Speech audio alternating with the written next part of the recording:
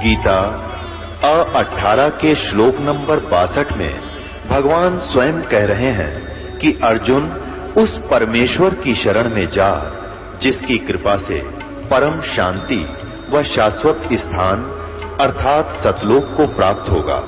वो परमेश्वर कौन है, कहां है, कैसा है, जानने के लिए कृपया अवश्य सुनिए जगत गुरु तत्वदर्शी संत रामपाल जी महाराज के अमृत वचन। सत साहिब दर्शकों, स्वर्ग से भी परे अविनाशी है एक जहान, देवी देवता भी नहीं पहुंच पाए वहां। मिलिए रोपड़ पंजाब के रहने वाले राजकुमार जी से। इन्होंने किए हैं उस सुंदर लोक के दर्शन जिसकी तलाश में थे महान संत, महंत और ऋषिजन। इन्होंने पहले खूब भक्ति साधना की, माता के जागरण किए और विभिन्न गुरुओं की भी शरण ली, पर जिंदगी की दुख तकलीफों और गृह कलेश से मुक्ति नहीं मिल पाई। माता दुर्गा जी को इष्ट रूप में पूज रहे राजकुमार जी को उस साधना से कोई लाभ नहीं मिला, पर पूर्ण संत रामपाल जी महाराज की शरण प्राप्त करने के बाद एक दिन इनके साथ अनहोनी घटना घटी जिसे सुनकर शायद आप भी हैरान हो जाएंगे। इन्हें यमदूत पकड़कर ले जा चुके थे, भयंकर कष्ट दे रहे थे, परंतु पूर्ण संत द्वारा प्राप्त सतमंत्रों का जाप करने से इनको यमदूतों से छुटकारा मिला और नए जीवन की बख्शीश हुई। साथ ही इन्होंने उस अमर अविनाशी लोक के दर्शन किए जिसके बारे में कहा गया है, दास गरीब देश है दुर्लभ, कोई सांचा सतगुरु बेले रे। उस दुर्लभ देश के दर्शन पाना राजकुमार जी के लिए सुलभ हो गया, क्योंकि इनके सिर पर आशीर्वाद था उस सच्चे सतगुरु का जो जगत के उपकार के लिए इस पृथ्वी पर विद्यमान है। विश्व के तारणहार संत रामपाल जी महाराज की असीम दया से आज राजकुमार जी सर्व सुख संपन्न हैं। सुनिए राजकुमार जी के जीवन की कहानी इन्हीं की जुबानी। सर नमस्कार। नमस्कार जी। क्या नाम है जी आपका? मेरा नाम राजकुमार और रोपड़ से पंजाब से आया हूँ मैं, डिस्ट्रिक्ट रूपनगर, गांव कोटला निहंग और न्यू कॉलोनी। संत रामपाल जी महाराज से नाम दीक्षा कब ली आपने? मैंने सर 12-15-2017 को ली। क्या करते हैं आप? मैं सर वेल्डिंग का काम करता था फैक्ट्री में। संत रामपाल जी महाराज से नाम दीक्षा क्यों ली? सर ऐसा है कि मैं बहुत सारे पहले भक्ति भी करता था, माता के जागरण करता था, तो हमारे पे कष्ट से कष्ट टूटते जा रहे थे। तो हमारे जो पिताजी थे वो बहुत कई सालों से, मेरे होश संभालने से पहले ही वो निरंकारी पंथ में जुड़े हुए थे। तो मैंने आशुतोष जी महाराज से भी नामदान ले रखा था। तो कहीं ना कहीं वो भक्ति से मेरे को आराम नहीं था मिल रहा, कोई घर में बरकत नहीं थी पैसे की, और वैसे भी हमारे खर्चे पे खर्चा और दुख तकलीफ़ें बहुत थी। और प्रेतवादा ऐसी थी कि हमारे को कि कई बार जागरण करते करते ही वहाँ से ही मेरे को हुआ, तो ऐसा मैं खेलने लग गया था, जागरण में खेलने लग गया। तो कभी कभी इतना क्लेश होना घर में, और कभी कभी मिट्टी का तेल उठा के अपने ऊपर डालने ना कि मैं मर जाऊंगा, इतना प्रेतवादा से हम परेशान थे बहुत। तो हुआ क्या ही, ऐसे ही कभी कपड़े फाड़ देने, भाग जाना, हमारे पास नज़दीक ही नहर है कि मैं मर जाऊंगा, मैं नहीं जीऊंगा। तो मेरे 3 लड़के थे सर, 3 लड़कों में से एक मेरा बेटा भी ऐसे ही ब्लड कैंसर हो गया था उसको 5 साल की उम्र में, वो भी मृत्यु को प्राप्त हो गया। तो मैं कहीं ना कहीं ये सोचता था कि भगवान सभी बोलते हैं कि माता के, शुरू से ही मेरी ना बचपन में माँ मर गई थी सर, मैं 6 महीने की उम्र थी मेरी। तो जो मेरी मदर थी, मेरा सर यहाँ से पूरा गल गया था, यहाँ से हड्डी निकल गई थी एक यहाँ से, तो पूरा डैमेज हो गया था। तो मेरी मदर इसी चक्कर में मर गई कि नहीं ये बचेगा नहीं। तो सर मदर तो मर गई, फिर मैं बच गया। मेरा अमृतसर में ऑपरेशन हुआ इसका। तो मेरे जब मैं होश संभाली तो मेरी मदर की कोई फ़ोटो भी नहीं थी घर में, मैंने को नहीं था पता माँ कैसी होती है। तो सर जी मैंने जब होश संभाली तो मैंने माता दुर्गा को, और मैं यही सोचा कि यही जगजननी है, यही सृष्टि के रचनहार है। तो मैं माता को बहुत मानता था, सबसे ज़्यादा इतना मैं करता था कि जो भी करते हैं माता ही करती है, तो सारा कुछ इतनी भक्ति करता था कि मैं 1-2 बार माता ने मेरे को दर्शन दिए। मैं नैना देवी साल में 2 बार, 3 बार और कई बार साल में 1 बार जरूर जाता था। तो जागरण भी करता था मैं। हमारे गांव में जागरण पार्टी थी, तो मैं शुरू से ही जागरण के बहुत मेरा वो था, गाने बजाने में रुचि थी। तो जब मैं माता को 1-2 बार मेरे को माता भी दिखाई दी, दर्शन दिए माता ने, तो इतना मतलब मेरे को कोई लाभ नहीं था मिलता। मैं बोलता था कि मैं इतनी भक्ति भी करता हूँ माता की, और मैं निरंकारी पंथ में भी जुड़ा हुआ हूँ। मेरे ससुराल वाले, मेरी शादी भी निरंकारी पंथ के हिसाब से ही हुई थी। तो ये सारा कुछ करते करते फिर मैंने ये छोड़ के मैंने आशुतोष जी के पास भी गया। तो उन्होंने भी जो साधना बताई थी कि ऐसे 2.5 घंटे 3 घंटे बैठना है, नाक कान मूंद के, तो अपनी जीव है जो तालू को लगानी है, तो साधना करनी है, तो आपको परमात्मा की प्राप्ति होगी। वो भी बोलते कि प्रकाश दिखता है, धुनकार दिखेगी, सुनाई उसको सुनना है। तो मैं कहीं ना कहीं ये सोचता था कि परमात्मा हम ऐसे हैं तो परमात्मा कैसा होगा। परमात्मा हमको जिसने बनाया है वो हमारे जैसा ही होना चाहिए, कि ये लोग कैसे बताते हैं कि परमात्मा ऐसा है, परमात्मा ऐसा है। तो मेरे को जचती नहीं थी बात। वो कहीं ना कहीं मैं ये सोचता था कि परमात्मा आप कहाँ हो, कैसे मिलोगे मेरे को। तो इतना कष्ट होते होते आखिरकार मेरे 2011 महीने 17 को 4 तारीख को मैं फैक्ट्री में सेकंड सैटरडे को सुबह चाय पी के काम कर रहा था सीढ़ी पे ऊपर। तो नीचे बहुत बड़ा कबाड़ पड़ा हुआ था लोहा, तो मैं ऊपर से गिर गया। सर जी मेरे को नहीं पता, मेरे ना महीने में 2 महीने में ऐसी चोट लगती थी कि बड़ी कसूती चोट लग जाती थी, बहुत देर बहुत चोटें भी लगती थी। तो ऐसे करते करते मैं क्या अभी भगवान मेरे पे इतना कष्ट क्यों आ रहा है, हमारे घर में इतना क्लेश। और सर जी मैं नशा इतना करता था ना कि मैं दारू पिए बिना नहीं था रह सकता। एक बार ऐसे ही जैसे मिट्टी का तेल डाल लेना, एक बार मैंने लुधियाने में अपने भाई के पास गया हुआ था, तो ऐसे ही कहा सुनी हो गई, हमारी घर पे झगड़ा हुआ। तो मेरे को वहाँ, भाई मेरा जॉब करता था लुधियाना में, मैं वहाँ उनके पास गया। तो मैंने वहाँ पे लैटरिन में जो डालते हैं तेजाब, वो मैंने पी लिया। तो सर मेरे नाक से मुंह से सारी चर्बी निकल गई, मेरा 0 हो गया शरीर। मेरे को डीएमसी हॉस्पिटल लुधियाना में लेके गए, तो उन्होंने भी जवाब दे दिया कि नहीं ये नहीं बचेगा भाई, इसको ले जाओ। तो मैंने कहा कि बोलती बंद हो गई, जीभ नहीं थी चल रही, तो मैं इशारे से बात करता था कि मेरे को घर ले जाओ। क्या जो आपने समस्याएं गिनवाई, जो आपको तकलीफें थी, क्या संत रामपाल जी महाराज से नाम दीक्षा लेने के बाद ठीक हो गई वो? 100% सर, बिल्कुल। सर संत रामपाल जी महाराज से नाम दीक्षा लेने के बाद और क्या लाभ मिले? सर जैसे मैंने संत रामपाल जी महाराज से नाम दीक्षा लिए को अभी 1 महीना ही हुआ था, तो जनवरी का महीना था। तो मैं रात को 1 बजे मेरे को जमदूत ले गए यहाँ से। तो वहाँ नरक था, ऐसे कुत्ते टाइप के थे जो जानवर थे, और वो बोल रहे थे। और 2 बंदे मेरे इस बगल खड़े थे, 2 इस बगल। तो मेरे को पकड़ के बोलते कि तुम क्या कर रहे हो, तुम्हारी टाइम, इतनी मेरे को पीड़ा हो रही थी। तो पीड़ा के बीच में तो मेरे को पूछा कि तुम क्या कर रहे हो। मैंने बोला कि मैं माता के जागरण भी करता हूँ, भक्ति करता हूँ माता की, और मैंने निरंकारी पंथ से भी जुड़ा हुआ। मैं अपना आशुतोष महाराज जी के पास भी वो भी भक्ति की है। तो आखिर में जब नहीं मेरी पीड़ा कम हुई, नहीं छोड़ रहे थे, तो फिर याद आया मेरे को कि मैंने तो संत रामपाल जी महाराज से नाम लिया हुआ है। तो मैंने बोला कि मैंने तो संत रामपाल जी महाराज जी के नाम लिया हुआ है। तो बोलते कि संत रामपाल जी महाराज कौन है? मैंने कहा वो तो पूर्ण परमात्मा कबीर साहब के अवतार हैं, कि वो तो वेद शास्त्रों को सारा को खोल के बताते हैं कि भक्ति करनी चाहिए। तो संत रामपाल जी महाराज वहीं प्रकट हो गए। तो संत रामपाल जी महाराज पूर्ण परमात्मा कबीर साहब के अवतार हैं, वो वहीं प्रकट हो गए। प्रकट हुए जब, तो वैसे मेरे को बहुत पीड़ा हो रही थी, मेरे को पकड़ा हुआ था। तो संत रामपाल जी महाराज ऐसे आए, बहुत सफेद वाहन था उनका।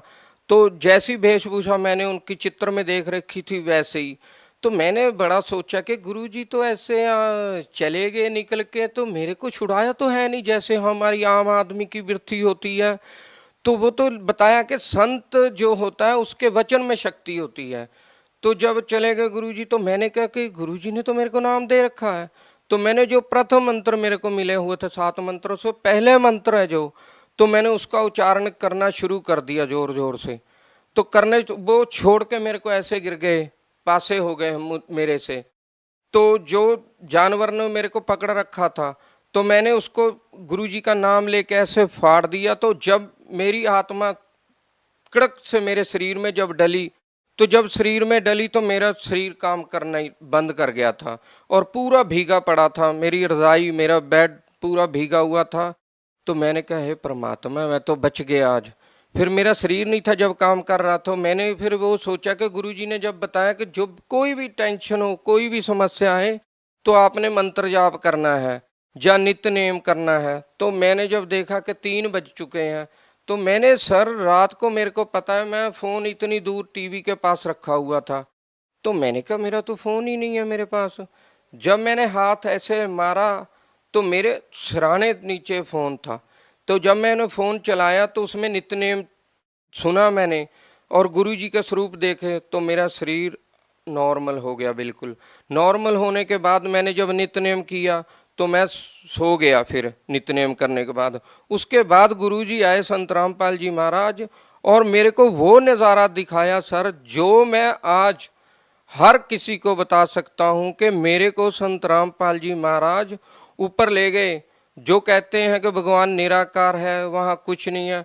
हमारा एज इट इज शरीर ऐसा ही था, बिल्कुल प्रकाशों में ही शरीर था। दूध जैसी नदियाँ चल रही थी, वहाँ सफ़ेद रंग के वृक्ष थे और सफ़ेद ही हंस जैसे इंसान थे सभी, और उड़ के चल रहे थे सभी। ये मैंने जब चमत्कार सारा देखा तो गुरुजी, मेरे को इतनी खुशी हुई कि मैं वर्णन नहीं कर सकता। वो दिन मैं आज भी याद करता हूँ तो मेरे शरीर में अभी भी सर लू कंडे खड़े होते हैं मेरे।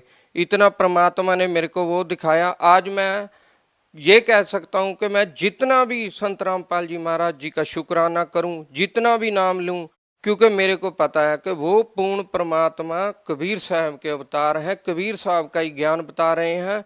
हम कबीर साहब को एक आम नागरिक, आम एक जान के छोड़ रखा था।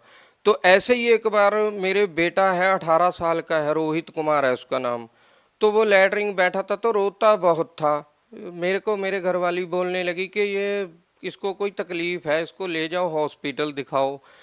तो सर मैं उसको पूछा कि क्या बात है। कहता डैडी मेरे को लैटरिन नहीं आती है, मेरा बहुत बुरा हाल है। सर जी तो मैंने डॉक्टर को दिखाया तो डॉक्टर ने बोला कि इसको तो बवासीर है भाई। तो उन्होंने पर्ची पे दवाई लिख दी 1300-1400 की, बोलते कि ये 10-15 दिन इसको दवाई खिलाओ, उसके बाद फिर देखेंगे क्या करना है। तो मैंने गुरुजी के सत्संग सुनता था कि गुरुजी ऐसे लाभ देते हैं सारा। तो सर जी मैंने संत रामपाल जी महाराज जी को जब प्रार्थना लगाई तो गुरुजी ने बोला कि परमात्मा दया करेंगे। तो वैसे जब बोला तो आहिस्ता आहिस्ता वो प्रॉब्लम पता ही नहीं कहाँ चल गई। आज बेटे को 1.5-2 साल हो गए हैं, कोई प्रॉब्लम ही नहीं, बिल्कुल सही है। पहले हमारी आर्थिक स्थिति नहीं थी ठीक, आज वो भी बहुत बढ़िया हो चुकी है। तो पहले हम साइकिल से तंग थे, आज परमात्मा ने हमको 2-2 मोटरसाइकिल दे रखे हैं। और परमात्मा आगे आगे भी, मेरे को इतना विश्वास है कि जो परमात्मा हमारे शरीर की बीमारियों को नाश कर सकता है, हमको सुख दे सकता, आगे हमको परमात्मा बहुत कुछ देंगे। और मेन हमको तो यही परमात्मा से चाहना है कि हम मोक्ष प्राप्त करें और हमारी भक्ति को सफल बना के हमको गुरुजी संत रामपाल जी महाराज सतलोक लेके जाएं। ऐसा क्या सर, जो संत रामपाल जी महाराज जो भक्ति बताते हैं, जो मंत्र जाप देते हैं, वो पूरे शास्त्र, वेद, गीता, बाइबल, कुरान शरीफ को खोल खोल के पढ़ाते हैं। कुरान शरीफ, बाइबल ये तो पहले भी थे, पहले भी लोग पढ़ ही रहे थे। पढ़ रहे थे सर, पर कहते हैं ना जैसे गीता जी में लिखा हुआ है कि वो पूर्ण संत है, जो वो तत्वदर्शी संत है, वो जो तत्व ज्ञान का जो करता है कि हे अर्जुन, जो जो शास्त्र विधि को त्याग के मनमानी पूजा करते हैं, उनको ना तो कोई सुख, ना सुवृद्धि और ना ही उनकी गति होती है। तो आपके कहने का मतलब ये है कि जो बाकी के जो संत हैं वो शास्त्र विधि से अलग भक्ति बता रहे हैं? बिल्कुल सर, कोई भी शास्त्रों के कौट भक्ति नहीं बताता इस संसार में, क्योंकि मैंने बहुत जगह जाके देख लिया, मैंने बहुत सत्संग सुने हैं। ये पूर्ण परमात्मा की भक्ति है, इसमें इतनी शक्ति है ना। संत रामपाल जी महाराज जो भक्ति बताते हैं, जो भी हमारे देवी देवते जिनको हम पहले पूजते थे, हम श्राद्ध भी करते थे, पितरों की पूजा करते थे, व्रत भी करते थे, तीर्थों पे जाते थे, मंदिरों में मत्था टेकते थे, जो हमारी समस्या थी वो कभी हमारी टलती नहीं थी। लेकिन ये तो हर संत कहता है कि नशा नहीं करना चाहिए, ऐसा ही संत रामपाल जी महाराज जी भी कहते हैं, तो फर्क क्या है? सर जी, कहने और करने में बहुत फर्क है। नशा तो व्यक्ति को ही छोड़ना पड़ता है ना, आखिरकार नशा चाहते तो आप पहले भी छोड़ देते। नहीं सर जी, ये ऐसा गंदा जो कुआं है ना, इसमें से निकला नहीं जाता, ये लग तो जाता है, छूटता नहीं है। अब कैसे निकल गए आप? अभी जो संत रामपाल जी महाराज ने भक्ति बताई है, जो मंत्र जाप दिया है, मंत्र जाप से नशा छूट सकता है? हाँ जी बिल्कुल 100% मंत्र जाप से नशा छूट जाता। तो संत रामपाल जी महाराज का कोई भी अनुयायी नशा नहीं करता क्या? नहीं, बिल्कुल भी नहीं, हाथ तक नहीं लगाएंगे नशे को, करना तो दूर की बात। अच्छा, आपने बताया था कि आपको भूत प्रेत की भी बाधा थी, तो वो कैसे ठीक हुई फिर? सर जी ऐसा है, जब मैंने नामदान ले लिया था तो मेरे को उस टाइम भी ये लगता था कि मेरे को पीछे से कोई मार देगा, ऐसे बहुत देर ऐसे होता रहा, थोड़ा थोड़ा हल्का हल्का, जैसे जैसे मैंने भक्ति प्रारंभ की, करता रहा भक्ति, तो आहिस्ता आहिस्ता वो जो भूत प्रेत की बाधा थी वो अपने आप हट गई, मेरे पीछे हट गई। तो आज मैं बिल्कुल स्वस्थ हूँ, कोई मेरे को तकलीफ नहीं। पहले मेरा वजन 48, 49, 50 यहीं खड़ा था, आज मेरा 63, 64 किलो वजन है। बिल्कुल मैं नशा नहीं कोई करता, सारे काम करता हूँ, मेहनत मजदूरी करता हूँ। लोग तो ये कहेंगे ना कि आप आज भी मजदूरी करते हैं, संत रामपाल जी महाराज जी में इतनी शक्ति है, इतनी आपको भक्ति मिली, तो आप अफसर क्यों नहीं बन गए, बड़े आदमी, बड़े सेठ क्यों नहीं बन गए? नहीं सर, ऐसा है, ये जो ज्ञान है, ये ज्ञान के आधार से अगर हम देखें, नानक जी, कबीर, परमेश्वर खुद यहाँ धरती पे रहे, परमात्मा इस मोह जाल से हमको निकालते हैं। हम अगर मान लो कि हम, ये तो जादूगर कर सकता है, तो जादूगर की जादूगरी हो गई कि हम, वो तो पैसा हाथ पे सरो जमा देगा, पर उसमें भक्ति में और उसमें बहुत अंतर है, क्योंकि भक्ति है जो भक्ति करते करते हमको वो चाहिए जो हमको यहाँ नहीं मिल सकता। भगत समाज को क्या संदेश देना चाहेंगे? सर मैं तो यही संदेश देना चाहता हूँ भगत समाज को कि आप संत रामपाल जी महाराज जी के ज्ञान को समझें, ज्ञान को सुने, और ज्ञान को सुन के समझ के आप उनसे नाम दीक्षा ले। आपकी जैसी भी कोई प्रॉब्लम होगी तो 100% संत रामपाल जी महाराज से नामदान लेने से आपकी वो समस्या बिल्कुल ठीक हो जाएगी। जी बहुत बहुत धन्यवाद। सच साहब जी। दर्शकों, अभी आपने सुने संत रामपाल जी महाराज से दीक्षा प्राप्त करके सुखी हुए भक्त के अनुभव। अब देखिए जगत गुरु तत्वदर्शी संत रामपाल जी महाराज के मंगल प्रवचन। इन वेदों और गीता जी और पुराणों का ज्ञान दास को सन 2000 में हुआ। उससे पहले सन 1988 से सन 2000 तक 12 वर्ष तक इस दास ने इस गरीबदास साहिब जी की वाणी के आधार से सत्संग किया, और इसके आधार से जो सत्संग किया वो भी हमारे जो पुराने भक्त उनको सबको मालूम है, वो कैसेट अभी तक उनके पास उपलब्ध है। और फिर ये सदग्रंथों प्रमाण देखे, ओए होए, अब क्या बताते हैं। जैसे गरीबदास जी कहते हैं, सतगुरु आए दया करी, ऐसे दीन दयाले, बंदी छोड़ वृत्तास का, जठरग्नि प्रतिपाले।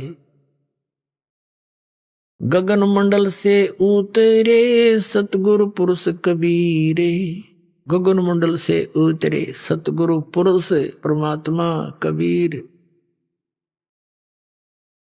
तो वो ऐसे वो भगवान आते हैं, और ये वेदों में प्रमाण दे रखा है कि वो परमात्मा सतलोक में रहते हैं, वहां से गति करके आते हैं।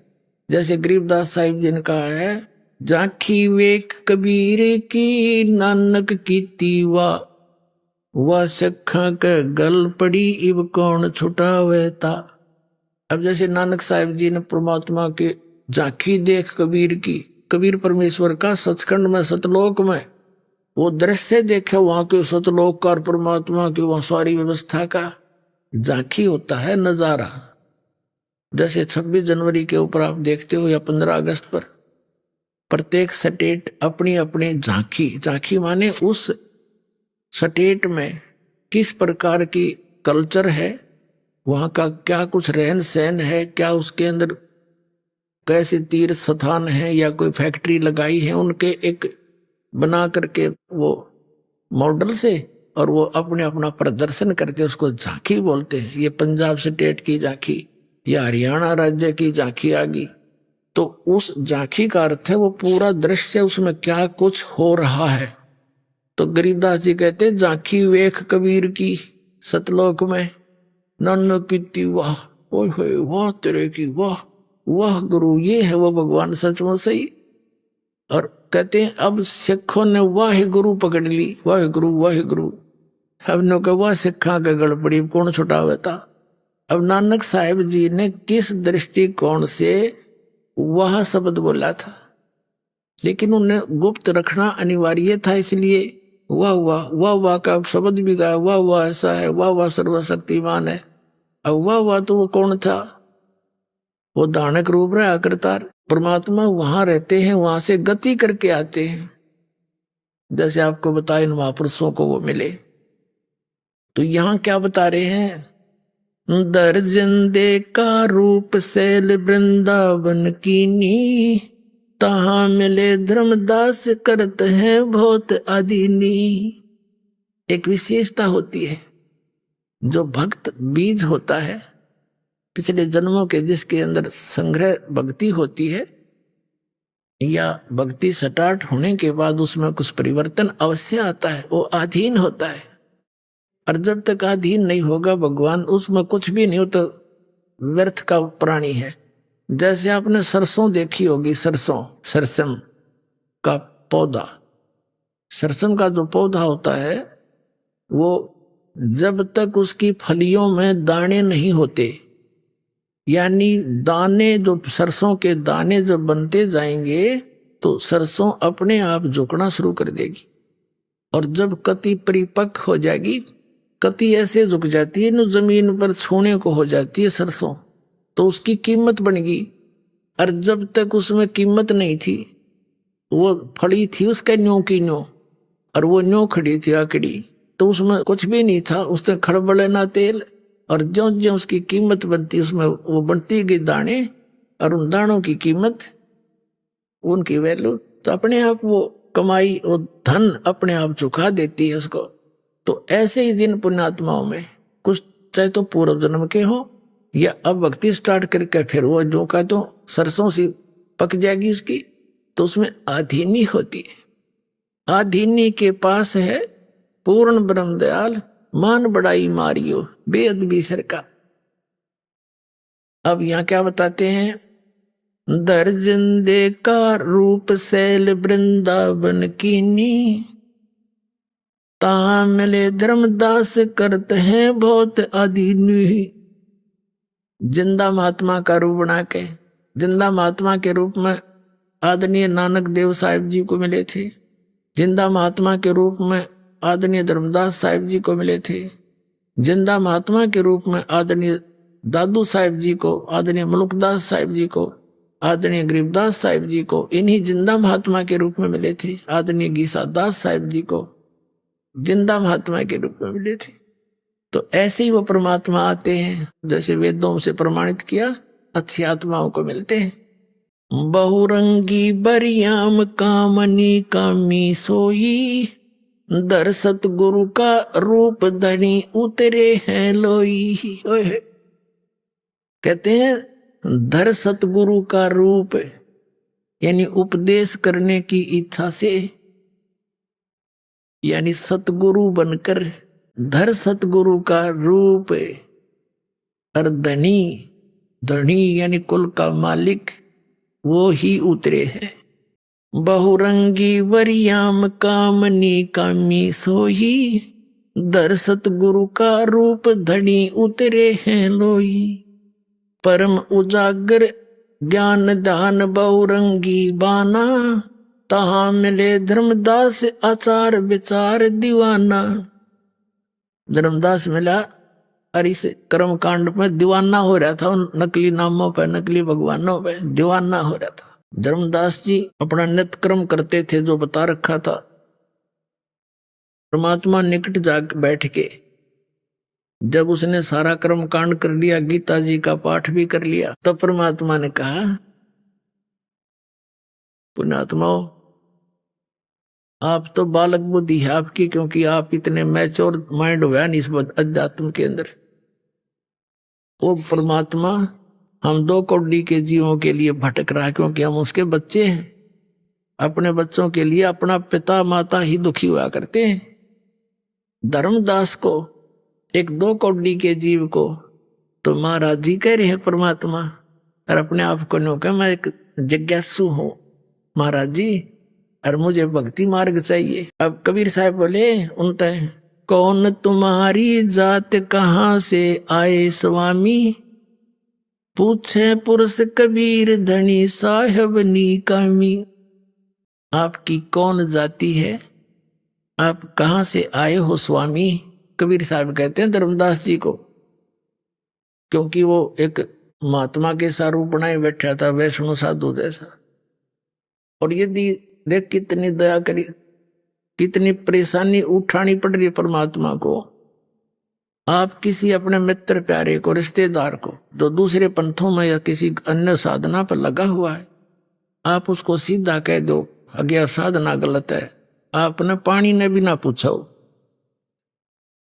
ऐसी स्थिति आ जाए, कितना मित्र हो आपका, इस मार्ग में अवश्य काल उसने चंगरा दे। तो इसी दृष्टिकोण से परमात्मा अगर सीधा उसको कह दे तो बात भी ना करे और फिर अधूरा रह गया काम। तो कैसे बोलते हैं दाता कि कौन तुम्हारी जात कहाँ से आए स्वामी। स्वामी माने मालिक। हे महाराज जी, धर्मदास जी को परमात्मा कह रहे, पूछे पुरुष कबीर धनी साहेब नीकामी। अब क्या बताते हैं धर्मदास जी, हम वैष्णो बैरागी धर्म में रहा सदा ही, सुधर न बैठे संग कल्प ऐसी मन माही, सुन जंदा मम ज्ञान को अधिक अचार विचार, हमारी करनी जो करे वो उतरे भव जल पार। धर्मदास जी से परमात्मा ने अर्ज करी थी कि हे महाराज जी, मैं बहुत जगह भटक लिया और परमात्मा की चाह मुझे बहुत घनी है, मुझे कुछ रास्ता बता दो। अब परमात्मा कबीर जी ने एक मुसलमान धर्म के अंदर होते हैं ये जिंदा महात्मा, उस जैसी वेशभूषा बनाए रखी थी। तो धर्मदास जी कहता है कि सुन जिंदा मेरे ज्ञान को, हम जैसे बताएं री साधना को करेगा उसका बेड़ा पार हो जाएगा। सुन जिंदा मम ज्ञाने को अधिक अचार विचार, अमरी करनी जो करे वो उतरे भव जल पार। बोले धनी कबीर सुनो वैष्णो बैरागी, कौन तुम्हारा नाम गाम कहिए बड़भागी, कौन तुम्हारा ज्ञान सुमरण है भाई, कौन पुरुष की सेव कहाँ समाधि लगाई, कौन कोम कुल जात कहाँ को गौन किया है, कौन तुम्हारी रैस किन्हें तुम नाम दिया है, को आसन को गुफा के भर मत रहो सदा ही, सालिग सेवन कीन बहुत अति भार उठाई, झोली झंडा धूप दीप तुम अधिक आचारी, बोले धनी कबीर भेद कहियो ब्रह्मचारी। अब परमात्मा ने पूछा कि किस तो भगवान की तुम पूजा करते हो, आपका कोई आश्रम है या ऐसे ही भ्रमण करते रहते हो, आपका क्या नाम है, कहाँ से आए हो। कबीर साहब कहते हैं हमको पार लंगावे ही परम उजागर रूप, जिंद कहे धर्मदास से तुम हो मुक्ति स्वरूप। पुण्यात्मा कालजा फटफटावे दास का एक भगवान आके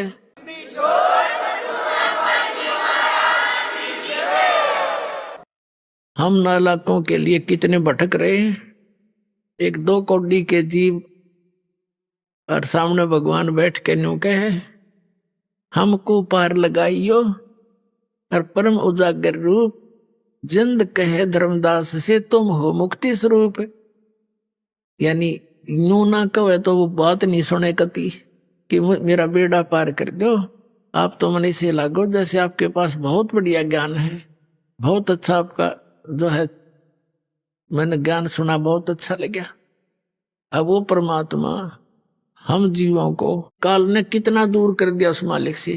हमारे निकट आने में भी मालिक को कैसे फार्मूले अपनाने पड़ रहे हैं अपने बच्चों के पास आने के लिए, और कैसे फार्मूले अपनाने पड़े ताकि मुझे पहचान सके। कितना जुल्म कर रखा है इस काल भगवान।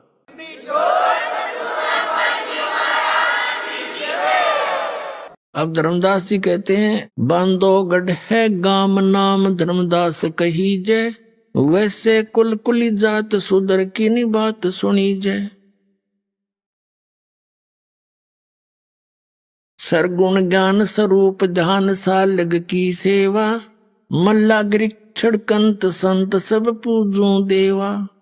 68 तीर्थ नान दान कर कर हम आए, पूजै सालग राम तिलक गल माल चढ़ाए।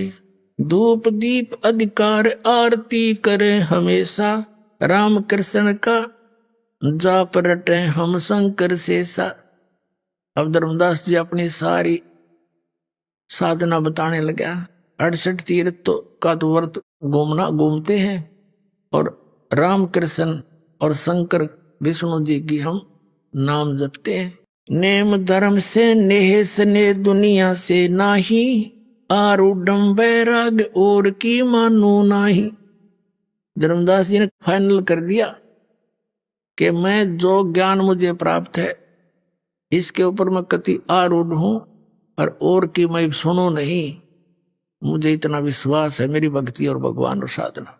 बता काल ने ऐसा गजब जबरदस्त किला बना दिया हमारे चारों तरफ इस अज्ञान का। लेकिन कबीर साहब कहते हैं और ज्ञान सब ज्ञानड़ी, ये कबीर ज्ञान सो ज्ञान, जैसे गोला तोब का करता चले मैदान। युग तोब का गोला है परमात्मा का ज्ञान, ये सबके किले फोड़ देगा जैसे नकलियां के।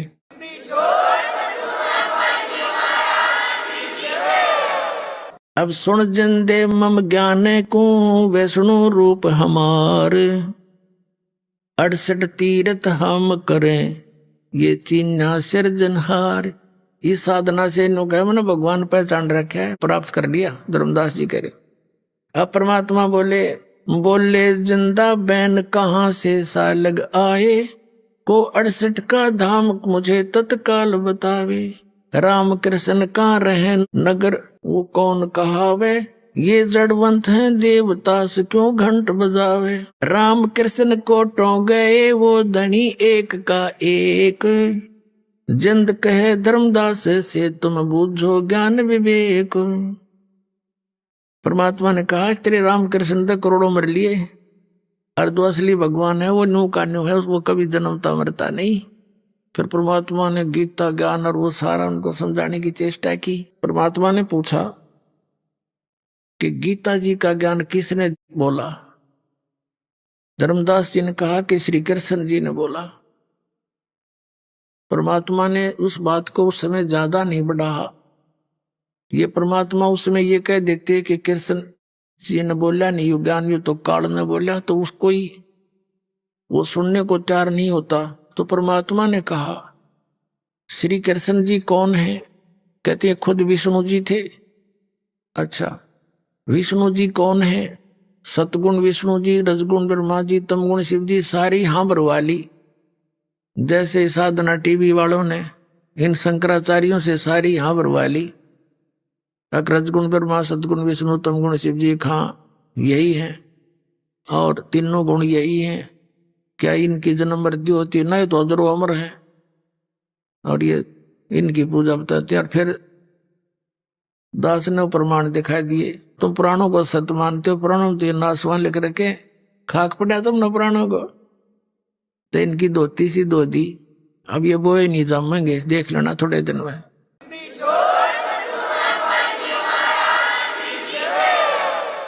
तो परमात्मा ने कहा कि सतगुण विष्णु अखा जी और तमगुण शिव जी अखा सारी मान्यता हो। तो परमात्मा ने कहा श्री कृष्ण अर्थात विष्णु जी ने गीता का ज्ञान बोल दिया, ठीक है। और आप क्या जाप करते हो? राम कृष्ण हरे कृष्ण कृष्ण कृष्ण हरे हरे, हैं? शंकर भगवान ओम नमः शिवाय, ओम भगवते वासुदेव नमाय, नमो राधे राधे श्याम मिला दे। ये मंत्र है तुम्हारे कहाँ जी? सहस्रनामा विष्णु का कहाँ जी? क्या गीता जी में है ये नाम किता है? जब गीता जी को आप एक ऑथेंटिक ग्रंथ मानते हो, सबसे उत्तम ग्रंथ मानते हैं हिंदू धर्म के पुण्यात्माएं, तो जो गीता जी में ज्ञान लिखा है वो किसका है बोला हुआ? भगवान का। जैसे तुम मानते हो तुम्हारे विष्णु भगवान का, वैसे तो किसने बोला हो? तो दास ने क्लियर करे रखा है। तो वो बोलने का अर्थ क्या होता है? तुम्हारे लिए संदेश है, आदेश है, निर्देश है कि जो इसमें लिखा ऐसा करो तुम। धर्मदास जी कह रहे कहा, और तुम कर क्या रहे हो? गीता जी में है कहीं पर राम कृष्ण कृष्ण कृष्ण हरे हरे सीता राम राधे श्याम मिला दे। फिर ये खाक मंत्र कर रहे हो तुम। गीता जी अध्याय नंबर 16 के श्लोक नंबर 23 में कहा कि शास्त्र विधि को त्याग कर जो मनमान आचरण करते हैं उनको ना सुख होता है, ना सिद्धि होती है, ना उनकी गति हुई। फिर क्यों डले डो रहा है इसके? अब एकदम वो स्तब्ध हो गया। अरे तो श्री कृष्ण विष्णु जी को अविनाशी बताते हो। गीता जी अध्याय नंबर 4 के श्लोक नंबर 5 और 9 में आपका गीता ज्ञानदाता कहता अर्जुन तेरे और मेरे बहुत जन्म हो चुके, तो नहीं जानता मैं जानता हूं। तो फिर खाक अविनाशी है ये कहां से सुना तुमने इनकी ये महिमा? ये लोक वेद है, ये दंत कथा है, वास्तविक ज्ञान नहीं है धर्मदास जी। और फिर गीता ज्ञानदाता कहता है 18वें अध्याय के 62वें श्लोक में कि अर्जुन तू सर्वभाव से उस परमेश्वर की शरण में जा, उसकी कृपा से तो परम शांति को, सनातन परम धाम को प्राप्त होगा। और गीता अध्याय नंबर 15 के श्लोक नंबर 4 में कहा कि तत्वदर्शी संत की प्राप्ति के उपरांत परमेश्वर के उस परम पद की खोज करनी चाहिए जहां जाने के बाद साधक लौटकर कभी संसार में नहीं आते। और जिस भगवान की तुम पूजा कर रहे हो, मान ले श्री कृष्ण विष्णु जी की, ये कहता तेरे और मेरे बहुत जन्म हो लिए, तो इनकी भक्ति करके तुम जन्म मरण और शाश्वत स्थान को कैसे प्राप्त कर सकते हो? अब धर्मदास जी के अंदर तो खटक लगी, लेकिन ये ऊपर का जो अभिमान है यू अंदर उस वस्तु को जान नहीं देता। लेकिन परमात्मा के पास सारे तरीके हैं, ये तो परमात्मा है। जब परमात्मा ने सारी बात बता दी और अंदर से टूट गया धर्मदास जी, लेकिन ऊपर का वो कहते हैं रस्सी जल जा बल रह जाते हैं थोड़े से। तो एकदम ने बोला तो जो है मुसलमान है, इसलिए हमारे देवताओं की बेइज्जती करना चाहता है, तुझे ज्ञान अच्छा नहीं लगता तो जा सकता है। हम कोई जीव हिंसा नहीं करते, हम तो हिंदू धर्म में रहने वाले कोई मांस मिट्टी नहीं खाते, जीव हिंसा नहीं करते, इस तरह कह गया और चिंगर गया। परमात्मा अंतर ध्यान हो गया वहीं से। देख हमारी कैसी बुद्धि, अंतर ध्यान हो गए। जब सामने से आदमी हट जा, आधा कलेजा तो जब फट लिया आदमी का। उत्तरे की यू तो कोई फरिश्ता था, उसने यहां तक सोच ली कहीं विष्णु भगवान तो नहीं आगे हो। नो कहते हैं भगवान ना जाने किस रूप में आ जाते। अब जो पूजा वो करा करता, शालिग्राम की पूजा पौधारी किता गया तागा पाठ सारा भूल गया। अगले दिन सुबह उठा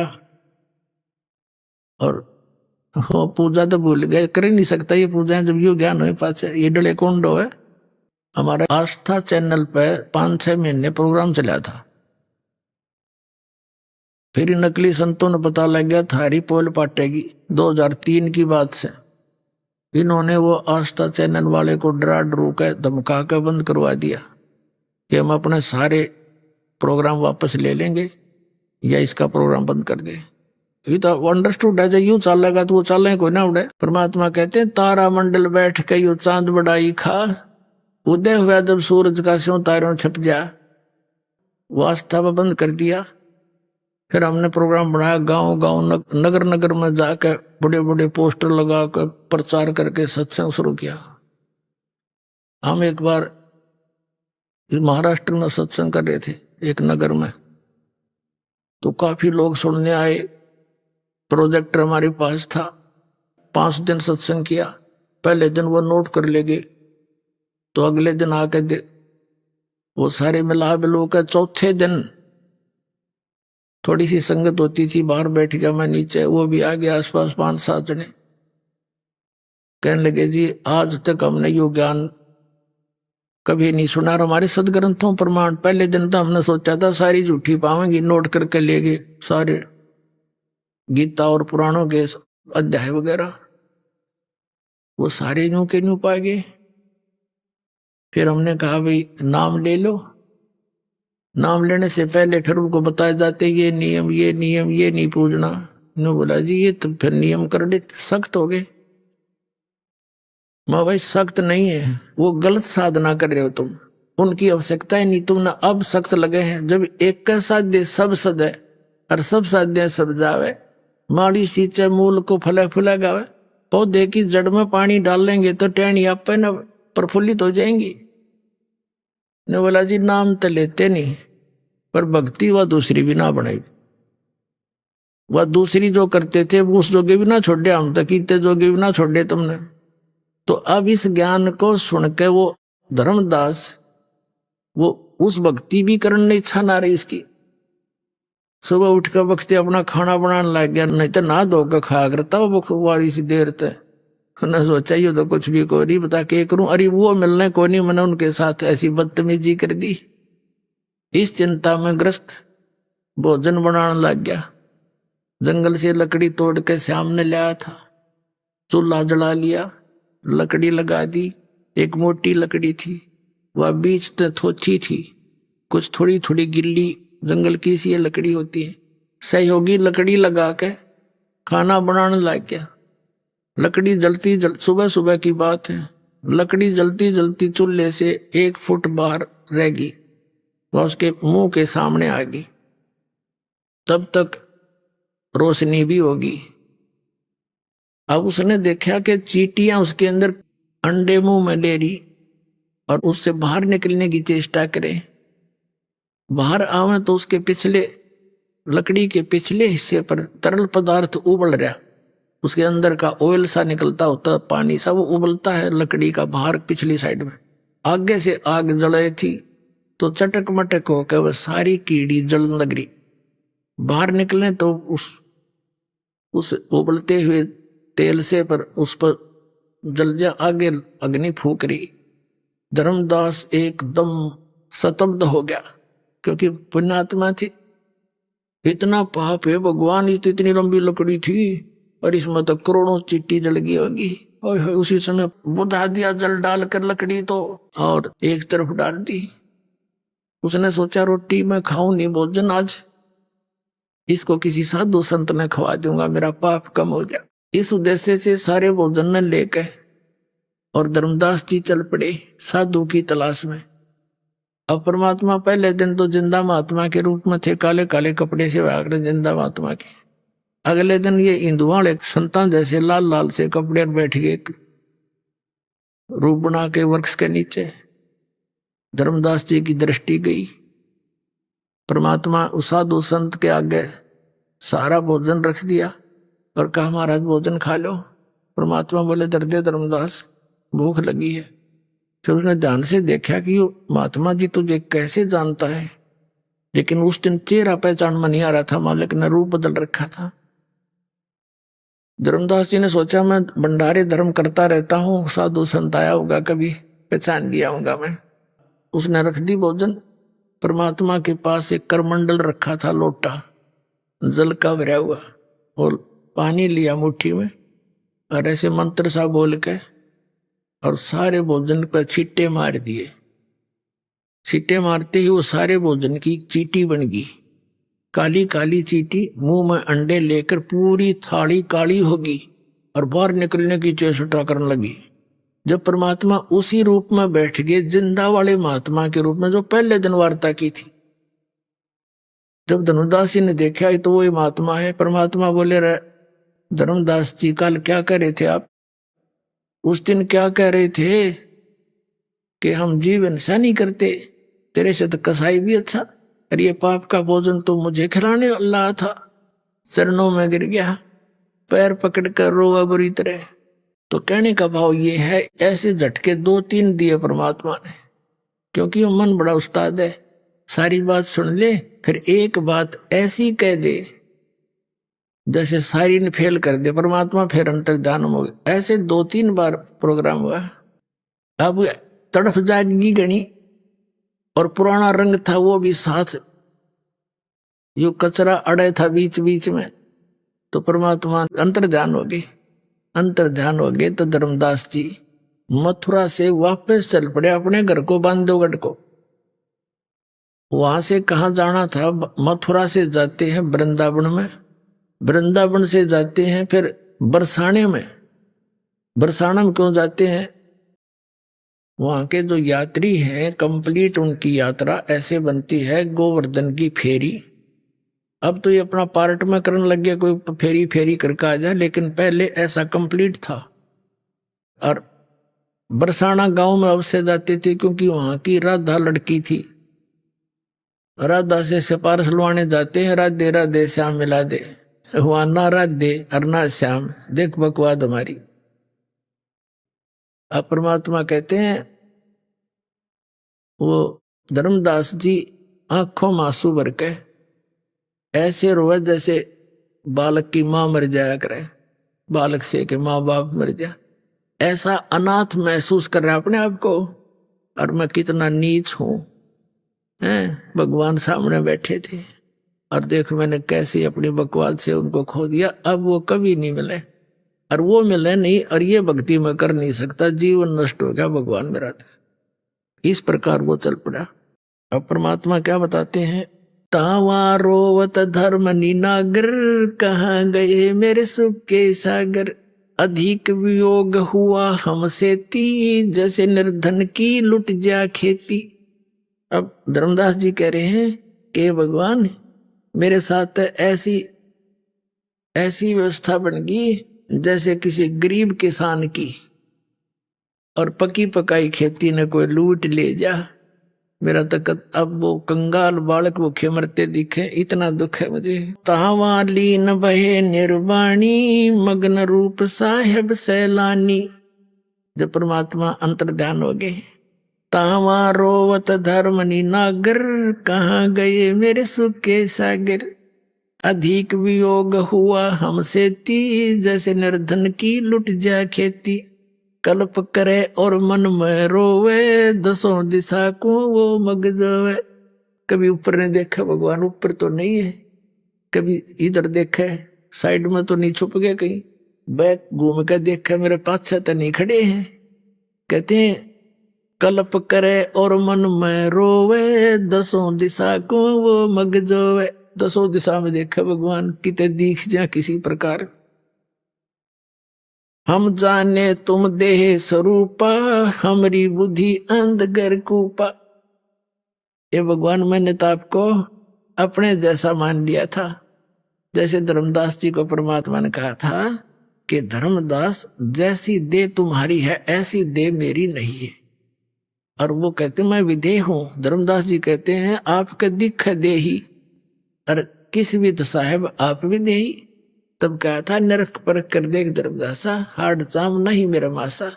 ने बोला देख पकड़ के मेरे हाथ में, तेरे जैसा शरीर नहीं है। हम कितने अंधे हो गए, हमने भगवान निराकार मान रखा, परमात्मा साकार, इसलिए हमारी बुद्धि कैच ना कर पाई कि तो साधु संत होंगे, भगवान तो निराकार है। जो भगवान ने सारे प्रमाण दिए, जब धर्मदास का विश्वास जब दृढ़ हुआ, जब आंखों सतलोक में देख लिया, हम जाने तुम देह स्वरूपा, हमारी बुद्धि अंधगर कूपा। हमारी बुद्धि तो झेरा कुआ हो गया भगवान, अंधेरा कुआ। हम कैसे समझा आपको। अभी आपने सुने संत रामपाल जी महाराज के मंगल प्रवचन। आइए अब सुनते हैं संत रामपाल जी महाराज से नाम दीक्षा लेकर सतभक्ति करके अद्भुत लाभ प्राप्त करने वाले अनुयायी के विचार। दर्शकों, मौजूदा समय में भारत एक ऐसा देश है जहां हिंदू धर्म के धर्मी लोग काफी बड़ी संख्या में रहते हैं और अपनी अपनी परंपरागत साधनाओं में लिप्त हैं। उन्हीं में से एक थे मध्य प्रदेश के रहने वाले सूरज चौहान जी। हिंदू धर्म के प्रमुख देवता विष्णु जी और शिव जी की पूजा करते थे। इन पूजाओं को करते करते सूरज जी दुख की घड़ी का सामना कर रहे थे। सूरज जी को भयंकर शारीरिक रोग था और मां भूत प्रेतों के प्रकोप से पीड़ित थीं। सूरज जी के जीवन में दुख तो थे, लेकिन दुखों से लड़ने का मंत्र नहीं था। वो सच्चा गुरु नहीं था जो इन्हें दुखों के कहर से बचाकर एक अच्छा और सुखमय जीवन प्रदान कर सके। सूरज जी के जीवन में सुख के दिन तब आए जब इन्हें मिला सत्य आध्यात्मिक ज्ञान। जगत गुरु तत्वदर्शी संत रामपाल जी महाराज के सत्संग प्रवचन से इन्हें पता चला कि वास्तव में तत्व ज्ञान क्या है जिससे हम सुखी हो सकते हैं। संत रामपाल जी महाराज से नाम उपदेश लेने के बाद इनका जीवन परिवर्तन हो गया। इनका जलन का रोग ठीक हुआ। मां को भूत प्रेत बाधा से छुटकारा मिला। सुनिए सत्य ज्ञान प्राप्त होने के बाद सूरज जी की खुशियों से भरी कहानी, उन्हीं की जुबानी। सर नमस्कार। नमस्कार सर। सर क्या नाम है आपका? सूरज चौहान। सूरज जी कहाँ से हैं आप? हम ग्राम जमोठी, पोस्ट तलकपुरा, तहसील सेगांव, जिला खरगोन, मध्य प्रदेश से आए हैं। सर संत रामपाल जी महाराज से नाम दीक्षा कब लिया आपने? हमने संत रामपाल जी महाराज जी से नाम दीक्षा 13 जून 2014 को ली। सर संत रामपाल जी महाराज की शरण में आने से पहले आप क्या भक्ति साधना करते थे? संत रामपाल जी महाराज जी की शरण में आने से पहले हम ब्रह्मा विष्णु महेश की भक्ति करते थे और जैसा कि हिंदू समाज में प्रचलित है भक्ति, वही भक्ति हम भी करते थे। सर हिंदू धर्म में प्रचलित सभी पूजाएं आप कर ही रहे थे, तो फिर आप संत रामपाल जी महाराज की शरण में क्यों गए? हमने संत रामपाल जी महाराज जी का सत्संग सुना और उनके ज्ञान को समझा और हमने देखा कि हम जो भक्ति कर रहे थे वो शास्त्रों के विरुद्ध थी और हमें पता चला कि शास्त्रों के अनुकूल भक्ति तो ये संत रामपाल जी महाराज जी बता रहे हैं। तो हमने इस कारण से वो पुरानी भक्ति त्याग दी और संत रामपाल जी महाराज जी के द्वारा बताई हुई भक्ति हमने ग्रहण की। सर संत रामपाल जी महाराज द्वारा दी गई भक्ति आपने की, तो सर उस भक्ति को करने के बाद आपको क्या लाभ मिले?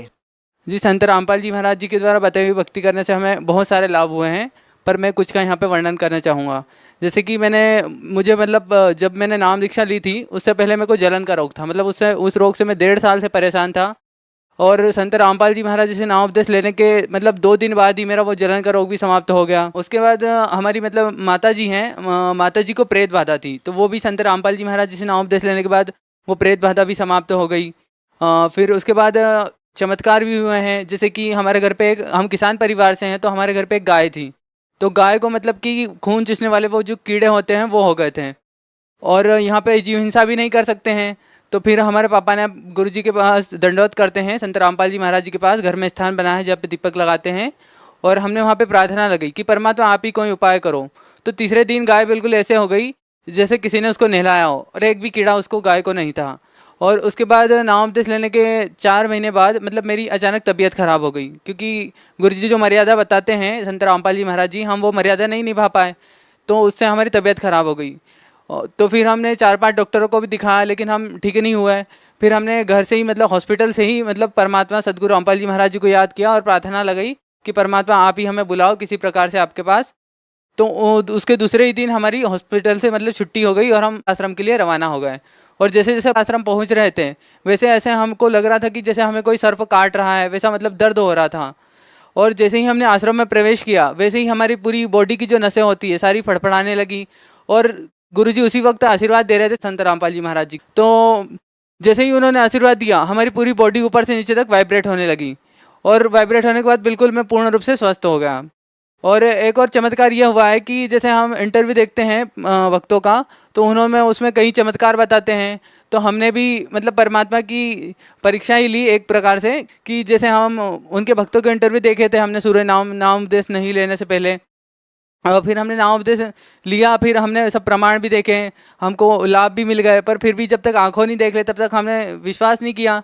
तो हमारे रूम में एक कबीर परमेश्वर जी की एक बड़ी फ़ोटो लगी हुई थी, तो हमने कहा कि यदि आप परमात्मा सत्य हो और आपका भक्ति मार्ग सत्य है और हम इतने नियम से लगे हुए हैं आपके ऊपर, तो आप हमें कुछ चमत्कार दिखाइए। तो मैंने जैसा ही इधर रोते हुए मैंने प्रार्थना करी तो कबीर परमेश्वर जी के मुकुट के ऊपर से श्वेत लाइट आया मेरे ऊपर। सर जैसा कि आपने बताया कि पहले आप हिंदू धर्म में प्रचलित पूजाएं आप कर रहे थे उसको करने से आपको कोई लाभ नहीं मिल रहा था, और उसके बाद आपने संत रामपाल जी महाराज से नाम दीक्षा ली और उनके द्वारा दी गई भक्ति आपने की तो आपको लाभ मिलने लगा। तो सर इसका क्या कारण है कि पहले आपको लाभ नहीं मिल रहा था और संत रामपाल जी महाराज द्वारा दी गई भक्ति को करने से आपको लाभ मिलने लगे? सर इसके पीछे क्या कारण है? सर इसके पीछे ये कारण है कि जो पहले हम जो भक्ति कर रहे थे वो शास्त्र विधि को त्याग के मनमाना आचरण था। सर यहाँ पर हम ये भी कह सकते हैं कि जो भक्ति आप कर रहे थे, आपकी भक्ति करने की विधि सही ना हो, आपने भक्ति ठीक से नहीं की हो, ऐसा भी तो हो सकता है। नहीं सर, ऐसा नहीं है, क्योंकि जो आम समाज कर रहा है भक्ति हम वैसे ही कर रहे थे और उसी विधि से कर रहे थे। लेकिन जो संत रामपाल जी महाराज जी ने हमें भक्ति विधि बताई है तो वो नाम से भक्ति होती है, उन्होंने नाम से भक्ति करने के लिए हमें बताया है और गीता में भी प्रमाण दिया है कि नाम से भक्ति होती है। जैसे गीता संत रामपाल जी महाराज जी बताते हैं गीता अध्याय 8 के मंत्र 13 में कि ओम इति एकाक्षरम ब्रह्म व्यवहारन माम अनुसरणम यह प्रयाति त्यजन देहम सहयाति परमाम गतिम, की अर्जुन मेरा तो एक ओम मंत्र है, तू युद्ध भी कर और इसका जाप भी कर। तो ऐसे ही हमारे संत रामपाल जी महाराज जी ने हमें ये भक्ति विधि बताई है कि आप काम करते करते इन देवी देवताओं से लाभ लेना है तो ये नाम का जाप करो, इससे ही आपके रोग भी दूर होंगे और इससे आपका मोक्ष भी होगा। सर जैसा कि आपने बताया कि संत रामपाल जी महाराज द्वारा दी गई भक्ति को करने से आपको बहुत सारे लाभ मिले, सर आप संत रामपाल जी महाराज के अलावा किसी और संत से भी नाम दीक्षा लेते तो आपको फिर भी लाभ मिल सकते थे? सर हमने कई सारे संतों के प्रोग्राम भी सुने और उनके सत्संग भी सुने हमने, पर जो ज्ञान हमें संत रामपाल जी महाराज जी ने बताया ऐसा किसी अन्य संत ने नहीं बताया। वो जो संत बताते थे तो वैसे ही मतलब जैसे पारंपरिक कथाएं सुनाते थे राम सीता की या श्री कृष्ण जी की, वैसे ही जीवन लीला बताते थे, पर उनका जो वास्तविक भक्ति जो जैसे करनी चाहिए जिससे मोक्ष हो वो किसी ने नहीं बताया, जो संत रामपाल जी महाराज जी ने बताया वेदों के अनुसार और गीता के अनुसार। सर आप संत रामपाल जी महाराज को व अन्य संतों को किस प्रकार से भिन्न पाते हैं, किस प्रकार से अलग पाते हैं? संत रामपाल जी महाराज जी शास्त्रों के अनुसार ज्ञान बताते हैं और अन्य संत जो हैं वो अपने मतलब अनुभव बताते हैं और उनके अनुसार वो सुनी सुनाई कथाएं बताते हैं और वो किसी अन्य शास्त्रों में प्रमाण भी नहीं देते हैं जिन्हें हम मानते हैं। जैसे कोई गीता के अनुसार भक्ति भी नहीं बताते हैं, मतलब बताते तो हैं गीता की खूब महिमा, पर उसमें लिखा क्या है वास्तविकता ये तो संत रामपाल जी महाराज जी से पहले किसी ने नहीं बताया। और वेदों का भी हम हिंदू धर्म में सिर्फ हमने नाम सुना था, लेकिन उनमें क्या लिखा है, सृष्टि की रचना कैसे हुई, ब्रह्मांड कैसे रचे गए, ये आज तक किसी भी संत ने नहीं बताया, जो सदगुरु रामपाल जी महाराज जी ने बताया हमें। क्यों ना आप किसी और संत से नाम दीक्षा ले लें? किसी और से नाम उपदेश लेने का सवाल ही नहीं उठता है, क्योंकि सर जो ज्ञान जो है संत रामपाल जी महाराज जी का, हमने तो उनको ज्ञान को समझा था और शास्त्रों के अनुसार उन्होंने जो साधना बताई थी हम शास्त्रों के अनुसार ही भक्ति कर रहे हैं। और किसी अन्य संत के पास फिर जो शास्त्र विधि को ताकि मनमाना आचरण बता रहे हैं तो उनसे कैसे नाम दीक्षा ले सकते हैं हम? तो हम शास्त्रों के अनुसार ज्ञान भक्ति से जुड़े उनसे और उससे हमको लाभ भी मिल रहा है, तो फिर हमारा तो पहले से भी और अधिक विश्वास है संत रामपाल जी महाराज जी के ऊपर।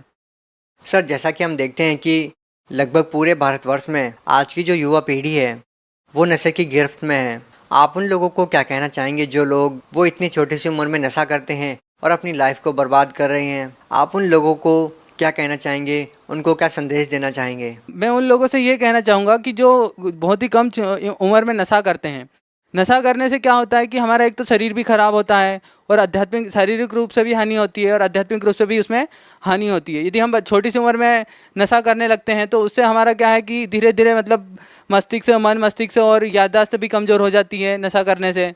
और भी इसके कई सारे अवगुण हैं, लेकिन आध्यात्मिक इसके अवगुण भी बहुत सारे बताए गए हैं संतों ने। तो मैं उन भक्तों से या मतलब उन लोगों से निवेदन करना चाहता हूँ कि जो नशा करते हैं वे संत रामपाल जी महाराज जी के ज्ञान को सुने और उनके विचारों को सुने और उनको अपने जीवन में धारण करें, जिससे उनका नशा भी छूट जाएगा और उनके भविष्य में जो भी समस्याएं होने वाली होंगी वो भी उस ज्ञान से और उनकी भक्ति से छूट जाएगी। जी बहुत बहुत धन्यवाद आपका। धन्यवाद सर।